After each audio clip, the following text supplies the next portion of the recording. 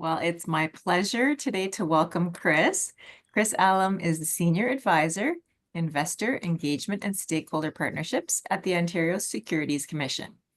She partners with community groups and organizations to deliver fraud prevention and financial information. Prior to joining the OSC, Chris worked at the Toronto Stock Exchange. Chris has expertise in community outreach, adult training, resource development, and event management. So thanks for coming, Chris, and we'll turn it over to you. Thank you. Well, hello, everyone. So nice of you to join today. As mentioned, I'm from the Ontario Securities Commission, and today I'll be talking a little bit about frauds and scams. I normally take about 35-40 minutes to tell you a little bit about what's happening and how you can protect yourself, and then I'll open it up for any questions. The one thing I will say is that as we're doing this via Zoom and I'm sharing my screen, I don't see you. So if for any reason you need me to stop or do something, please speak up because I definitely lose sight of everyone on screen. So let's get started. I'll take a moment to explain about the Ontario Securities Commission and why I'm here speaking to you today. So, if you're not familiar with us, the OSC, we're a government agency and we regulate the capital markets in Ontario. So, as a regulator, we make rules and policies and enforce the rules and policies for the people that work in the investment industry. A key part of our mandate, what we are charged to do, is provide protection to investors. There are various ways that we provide protection, and I'll just highlight a few of them. One, we have a registration and compliance function. So, anyone working in the industry who is providing investment advice, selling investments, issuing investments, managing investments, they have to be registered. And that tells you that they have the qualifications required for that specific function that they're providing. We also have a compliance function. Not only do we say you need to have the qualifications, but you need to follow our rules. So we have a compliance function where we monitor. Then what happens if someone breaks the rules? We have an enforcement function where we can impose sanctions. You break the rules, we can impose a fine of up to $1 million per breach of the Ontario Securities Act. For certain cases, we can also seek jail term up to 5 days less a year. What if we suspect you're breaking the rules? We issue investor alerts and warnings. The other thing we would investigate is securities related fraud. So people can contact us, let us know that they have been defrauded, and we investigate securities related fraud. Another function that we have is strategic regulation. I fall under that category where we have an education and outreach program. One of the best ways to provide protection is to ensure that investors, Ontarians, they have the information that they need so they can make more informed decisions for themselves. So, what do we know about fraud in Canada? Last year, between January to October, Canadians reported losing over $500 million to fraudsters. Now, approximately only 10% of frauds are reported. So that tells you that that number I'm sharing likely is much higher and a lot more people have been impacted. And we know that Canadians, 1 in 4 Canadians, will be given to the opportunity to participate in something that's fraudulent. Now, many times people don't report they're the victim of a fraud because they will tell me, I'm too embarrassed. I don't want family and friends to know. And one gentleman said to me, well, I didn't want to look stupid. And I can tell you right now, anyone can be the victim of a fraud. Doesn't matter what age you are, doesn't, demographics don't matter. All fraudsters care about is getting access to your money. So there are different tools that fraudsters can use. to try and, aid them in getting in contact with us, to try and help them get our information. So, what are some of those tools? First one I'm sure many of us are familiar with is call spoofing. This is where fraudsters can disguise the number they're calling you from. So I don't know how many times I would have gotten a phone number, a call, and when I looked at that number on my call display, I think it looks exactly like a work number. At TOSC, we have area code 416. Many of our phone numbers start with 593. So I would see a 416 593 number and I think, oh, maybe it's one of my OSC colleagues calling me. But it wasn't an OSC colleague. It's a scammer. The other thing that they can do is they call you and maybe it's not a number, maybe it's a number that's already been assigned to someone, so it belongs to an organization. So, for example, a couple individuals got a call.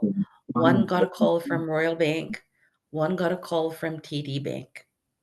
So they both actually, these individuals actually bank at those financial institutions. So they took the call, and because it was their bank calling, and the bank was telling them that they suspect their account was used for fraudulent activity, these people got very concerned. And when the person on the other end of the line said, we just need to contact your information because we want to make sure that we need to confirm your information because we want to ensure that everything is good, they shared their information with a scammer. So there's call spoofing. They disguise the number they're calling from to try and get you to pick up the phone so that you can share information. Chris, Then I need yes. to, if you just for a moment, are these slides supposed to be changing as you've been talking? Yes. I've had frauds and scams. The one is sitting right here on my screen and it hasn't changed yet. Not at all. No, I don't noticed the same. Yeah, Nothing's changed. there we are. There. Good. Okay. So I'm not sure if it's Zoom. I'm going to assume it's Zoom because I find sometimes when I do Zoom, if I do the full screen, you may see it, you may not see it. If I keep this screen, everybody sees it. So let's try them one more time and then you tell me if it's changed. And if not, I'm okay with showing this screen if you're okay with this screen. So we have frauds and scams. Are you guys seeing me change the screens? So right now we see what tools do scammers use. Perfect. So so now it's working. So I talked about call spoofing. So now we'll talk about robocalling. And many of you likely have been recipients of robocalls. This is where the scammers can use the computers to dial numbers. Now, they could dial your number, could be a number that's in a phone book, or they can have the computer generate a bunch of 10-digit numbers. So you don't even have to share your number with the scammer. Computer generates these numbers. If it's a good number, it will ring and someone will answer. So with the robocall auto dial, there's a lag. When you answer, there's a lag. No one answers right away. You know it's a computer calling you on the other end. So my mom, very good at figuring out these robocalls. She'll pick up the phone. Hello. No one answers right away. She hangs up. Then there's artificial intelligence.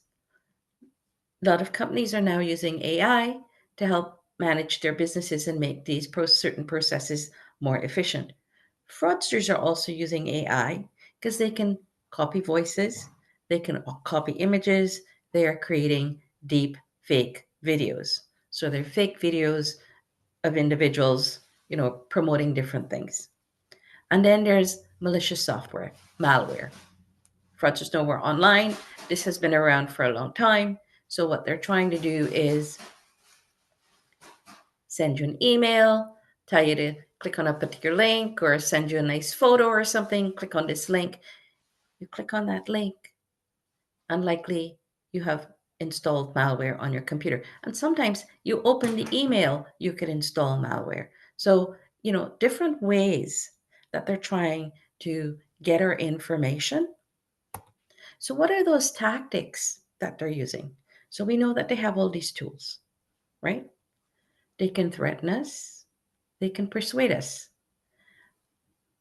Good example of persuading us to share information is when you get that call from the bank and it's not your banker, it's a scammer, but they're telling you, there's a problem and they want to help protect you from fraudulent activity. So you're going to share information. On the flip side, they could threaten you, hey, you know what? We have all your contact information and we're going to share it to the whole world. Pay us, right? So different ways that they can try to get us to do something. And that's either share information or give money. Then they manipulate your emotions. I would think you are all familiar with the grandparent scam, where you get a call from a family member, your grandchild, they're in trouble and they need help right away. So here they're manipulating your emotions to get you to react. Another tactic that fraudsters use is a sense of emergency. You have to act right now. And that saying, have I got a deal for you? But this deal is only good till the end of the week, right? Time limited offer. I'm a fraudster. I don't want you to think about the deal. I just want you to act, give me your money so I can move on to another victim. So they use that sense of emergency, tell you it's great, it's only available for a limited time or only available for a select few, whatever it is, they want you to act right away. Chris, And this then yeah. changing. The slides are not. We still got the what tools do scammers use up Oh that my goodness. screen All number. right. My Yeah, apologies. I think we'll stay in this view if you don't mind. All right. yeah. You do whatever's necessary. Yeah. Okay. So then there's the impersonation tactic. In our industry, in the investment industry, we see people who are promoting their services and claiming to work for large, well known organizations and telling people that they can provide um, investment advice, sell investments, but these individuals actually don't work for those companies. They're not registered to provide advice. So they're pretending to be registered financial professionals. We see that in that we see that in our industry. We've seen it in other industries. So people are out there pretending to be what they're not. So, what are some of the more common types of scams that are out there? Phishing. We have all been on the other end of a phishing scam, I think, where, many of us, we order stuff online and on your phone, you get a text message saying, unable to deliver your package. Click on this link to confirm your information. So, the fraudster again trying to trick you into providing your information. Why do they want your information? With your information, they can use it to commit identity fraud, right? So think about the person who shares their financial information to someone at the bank. Now you've given the fraudster your full name, your bank account information. So maybe using that, they get access to your account. They pretend to be you, they take money out. Or somebody else is able to get your information, your credit card information. And now what do? They go out and they open another credit card and they pretend to be you, right? So there's phishing. They're trying to get your information because they can do different things using your identity. Another type of fraud that's out there is affinity fraud. And with affinity fraud, this is one where fraudsters are actually target groups of people that have something in common. Human nature, we tend to trust people that are similar to us.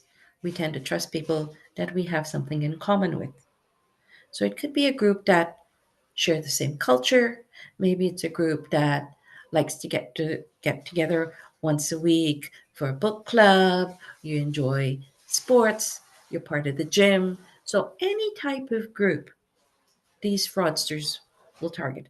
And they're targeting these groups to take advantage of the trust within that group. So it could be the fraudster joins the group or they befriend members of that group so that then they become part of that group. So, however it works, that fraudster now develops relationships with everyone within the group. When they feel that they've got a trusted relationship, what they're going to do is tell you they have a wonderful opportunity um, that can help the members. Maybe it's, oh, you guys are all my friends. I'm working on this great deal. If you guys want to participate, I can let you in on this deal. Or, oh, you know what, guys, I have this real estate investment that I'm working on. Just want to let you know I'm making it, available out there. Something that can help you make money. Different ways that they get you to participate. Because it's someone in your group, you are likely to believe them. You're likely to trust them. As soon as one person in the group says, yes, I will participate, likely the others will follow suit. This fraudster then takes your money, drops out of the group, disappears, and now you're the victim of affinity fraud. And if you think back to different fraud cases you might have heard over the years being reported in the news, many times those cases will have had an element of affinity fraud to them. The other type of scam that I want to talk about is pig butchering. So, pig butchering, this is what I call two scams in one. So, the pig butchering scam is a long haul scam. And it usually starts out with, an online friend. It could be someone that you befriend um, via text or Facebook or whatever. And this online friend tells you that they're investing and making money and can help you invest too. So it's called a long haul scam because usually your online friend says, oh, well, if you want to invest, I can help you invest. And me, I'm like, oh, I'm not sure about investing. I don't know how it's going to work.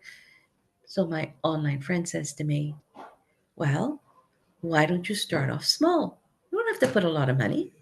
You start off small, you see how it works, and then you can decide. So this person then tells me where to open an account, put money in, where I should go and buy, and what I should buy, what I should invest in. And then they tell me, check my statement, or you can go online here and check to see how your investments are doing and how you're making money. And then I see that I am making money. So now I'm encouraged to put a little more money because it's so easy to do, so easy to make money. And over time, this person encourages me to put more and more money in my investment. After a period of time, the scammer is going to think, you know what, I don't think I'm going to get much more money out of Chris. So, what the scammer does is then drops out. So, you never hear from the scammer. So, me, I'm like, hey, what's going on? Haven't heard from you for a while. Oh, you know what? Let me check my investments. Let me go to the account. I'm trying to take my investments out. I want to sell it. There's nothing in there. So that's how the pig butchering scam works. You befriend someone online, they encourage you to invest over a long period of time, and really that investment is fraudulent. So in pig butchering, you develop this relationship with your online friend, and many times the way that they develop that relationship is through accidental text messaging. So many of us, I would think, will sometimes receive a text and it's not meant for us. Being Canadian, we're very polite. Some of us will respond. So think about this. You got a text message. Oh, confirming your doctor's appointment at the hospital, blah, blah, blah. Now you get this message and you think, oh my goodness, message is not for me. They sent it to the wrong person. So you now respond to say, oh, just want to let you know you sent me this message. It's not to the right number. Person on the other line, on the other end. Well, thank you for letting me know. My name is John. By the way, what's your name? Scammer trying to befriend you to develop that relationship. So that's accidental text messaging. The other thing in the pig butchering scam is they're not asking you for money. They want to help you make money, right? So people aren't suspicious because, oh, well, I can help you invest. I can teach you what to do, where to go, what to buy. So with the pig butchering scam, it's very similar to a romance scam, right? And then the type of scam that they do is the crypto scam, where they're usually convincing people to invest in crypto. In a romance scam, sometimes they don't help you to invest, but maybe your online friend, something happens in their lives, they need money. Because this is your online friend, you want to help, so you send money. But very similar. Now, the sad thing with these types of scams is that if you've been the victim of a scam, you can become a repeat victim. 3 out of 10 fraud victims are defrauded more than once.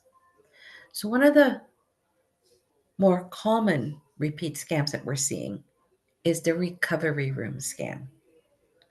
So, I've defrauded you all, you've lost money. I cannot defraud you a second time, but I can take your names, your contact information, and sell it to another fraudster. I'm in this business to make money.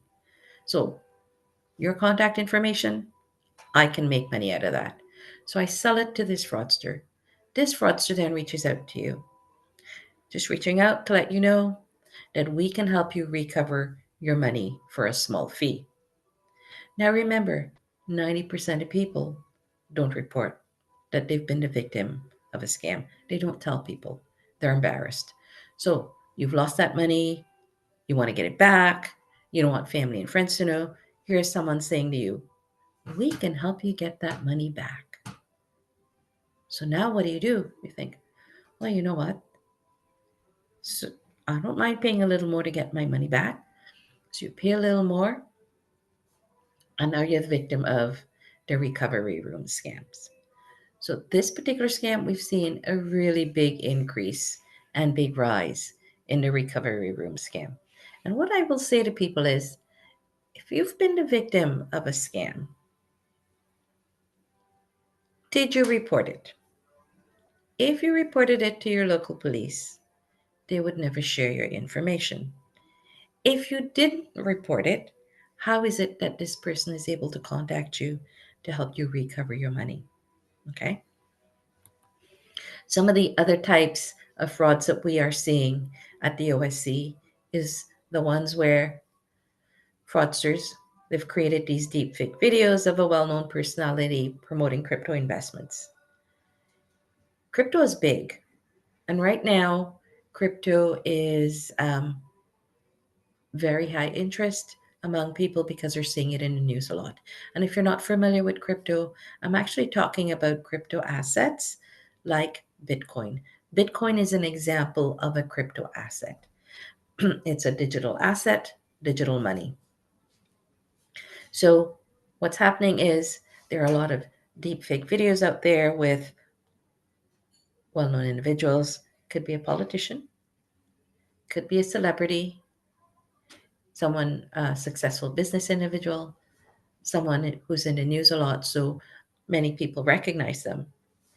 These people are seeing these videos, and many of these videos, that individual is promoting crypto and telling people you should buy.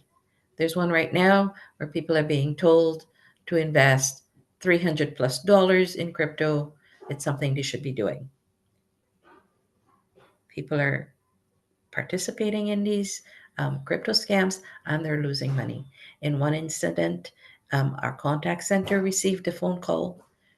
The lady was crying, laughing, and when she was able to calm down and tell us why she was calling, she had recently retired, sold her business that she'd worked all her life for, had seen one of these deepfake videos, and thought it was a sure thing, guaranteed because it's a well known personality promoting it.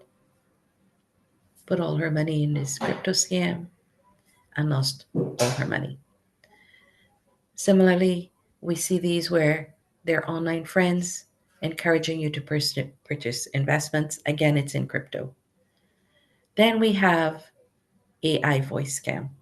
So not only are they creating deepfake videos, they're doing the AI voice scam. This is a true story, real example. Gentleman received a call from his brother. Two of them, um, they own a business together, small business, and his brother was talking about how, you know, he's able to get a supplier who can offer them a deal on materials, but he needs the money right away. It's a Saturday. He needs his brother to agree, of course, because it's the two of them running the business. So if he's good, they can go and to the bank and get that done. His brother's like, oh, sounds good, not bad. But then he remembers, there's the AI voice scam. So what does he do? He decides that, what? He'll ask his brother a question that a scammer wouldn't know the answer to, right? His brother hates golf. So he says to his brother, so did you set up our golf game? Is it for 9 o'clock? And the scammer says yes. He knew right away wasn't his brother. So different ways that these scammers, are out there. A lot of what we're seeing right now is deepfake videos. We're seeing a lot of crypto. Phishing is not going away, right? So different ways that they're trying to get your information. So what do we want people to remember? How to better protect themselves. Don't share your personal and sensitive financial information. If you get unsolicited calls, emails, text message, and people want your information, don't share it because you don't know who's contacting you.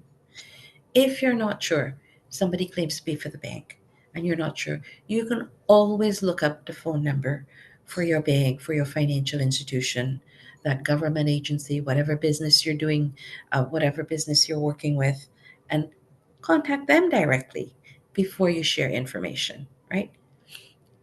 Scammers are out there.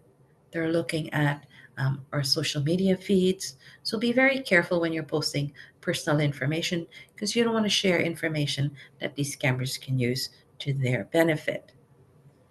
A good practice to have is to regularly check your financial activity and credit history. Financial activity really, I'm thinking about things like regularly check your bank account statements. Or if you're online banking, just go online and check it on a regular basis, similar to your credit card activity, all that good stuff. Because if something isn't right, you can act on it right away. Another good habit to have is to check your credit history at least once a year.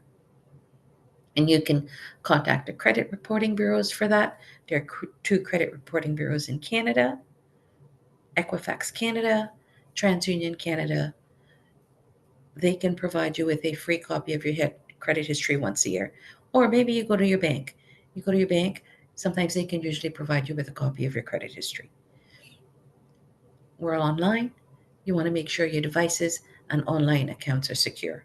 So here's a tip that I have learned from a police officer. He said, you want strong passwords, but you want to also ensure that your passwords are at least 12 characters long.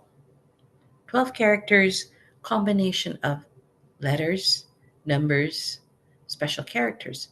And I said to him, well, why 12?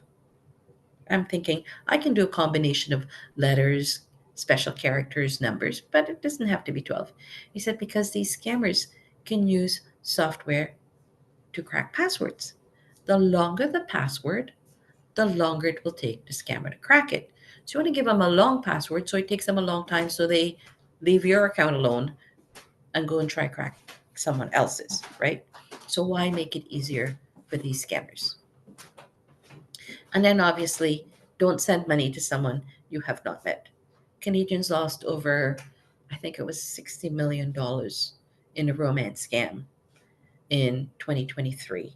I don't have stats for 2024, but obviously, we're losing a lot of money sending it to people that we have never met in person. Something else to remember: don't let anyone pressure you into acting right away. That's a tactic that scammers like to use. High pressure sales tactics. So don't let anyone pressure you into acting right away. Take time to check out any deal, check out any opportunity. There's no deal that's so good you have to act right on the spot. And if a deal sounds too good to be true, likely it is. Walk away. Because if you start questioning a deal, how is it that they can do this? How is it they can offer me this deal? That sounds really good. Walk away. Likely not a good deal. And then lastly, know who you're working with, do a background check. This is your money. You have to work to protect your money. If it's related to investing, we register individuals at the OSC who work in the industry. You can check that they're registered by contacting us, and we can tell you what is their registration category. We can also tell you if they had any disciplinary history in their background. So your money, important to know who you're working with. How can we help you at the OSC? You can contact us to report fraud. You can contact us to check registration of a firm or an individual. If you have a question about investments, you can contact us. If you have a complaint about your advisor, you have a concern, you're not sure, we can try and help you. So, what if you have been the victim of a fraud? What do? Report it. By reporting it, you may prevent someone else from becoming a victim. Who do you report fraud to? Your local police.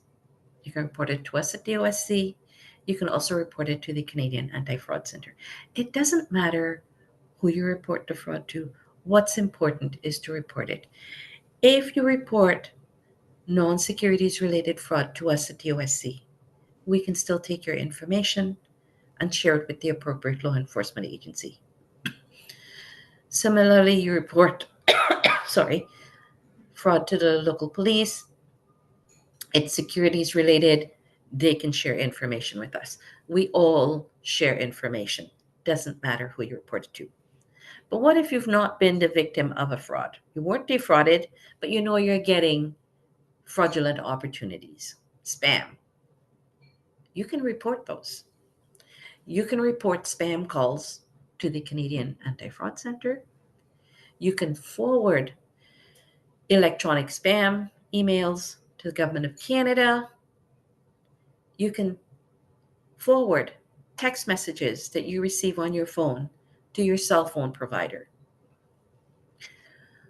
When you share these unwanted calls, emails, text messages, you're giving these organizations information so hopefully they can shut these businesses down.